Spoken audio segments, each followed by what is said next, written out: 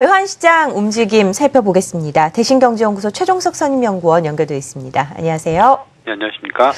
환율은 이제 1070원선에서 지지선을 좀 단단하게 구축을 하는 모습인데요. 오늘 동향은 어땠습니까?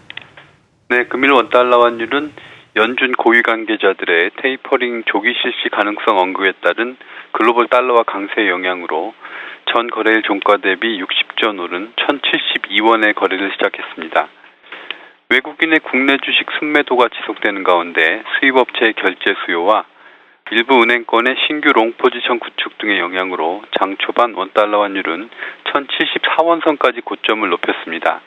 하지만 수출업체들의 내고 물량에 의해 다시 1073원선으로 레벨을 낮춘 원달러 환율은 이후 동 가격대 중심의 극히 제한적인 등락을 장 종료 시까지 지속했고 결국 전일 대비 1원 20전 상승한 1072원 60전의 거래를 마감했습니다.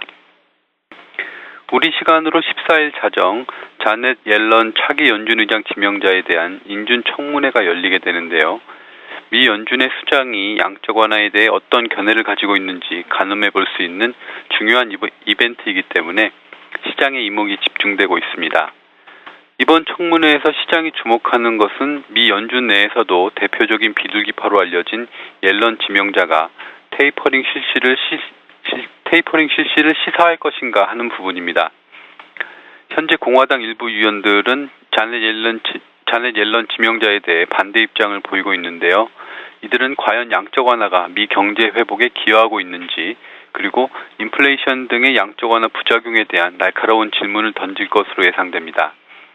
이 자리에서 옐런 지명자가 양적 완화가 미 경기 회복에 기여하고 있다라는 어조에 반박을 할 경우 시장은 당분간 양적 완화가 지속될 것이라는 신호로 받아들이며 안도하게 될 것입니다.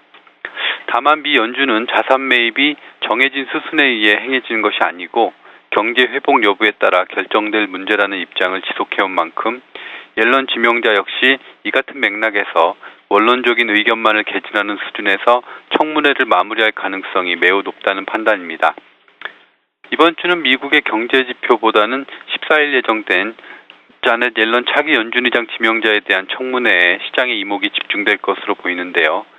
양적 완화와 관련된 언급 여부에 따라 시장의 변동성이 확대될 가능성이 있는 만큼 관심을 갖고 지켜봐야 할 대목입니다.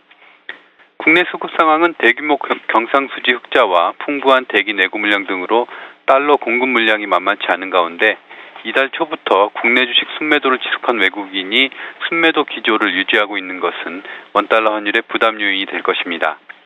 따라서 미 고용지표 호조에 따른 글로벌 달러화 강세 영향으로 주초 1070원대에 진입한 원달러 환율은 이번 주 1070원대 레벨을 유지하는 가운데 상승 흐름을 나타낼 것으로 전망됩니다. 네, 환율 마감 동향 살펴봤습니다. 1070원 위에서 움직이고 있는 외환시장 동향 확인해봤습니다. 대신경제연구소 최종석 선임연구원이었습니다. 고맙습니다.